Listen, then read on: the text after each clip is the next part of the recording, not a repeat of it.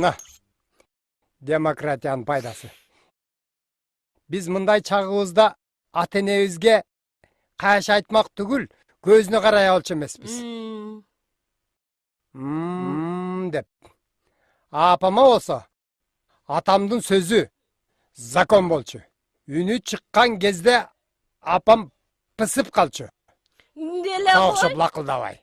Сен денеңде мен лох эмесмин. Өз укугун билбеген. Азыр деген тең укуктуу заман. Уктуңбу? Ошол. Ким лох? Кимдин апасы лох? Лох болсо лох дейм да мен. Мен апам лох эмес. Ал деген ыймандуу болгон.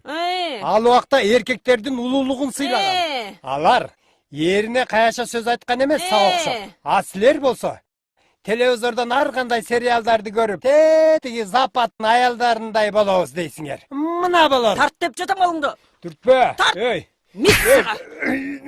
Сен колду түргүндөй болуп калдың.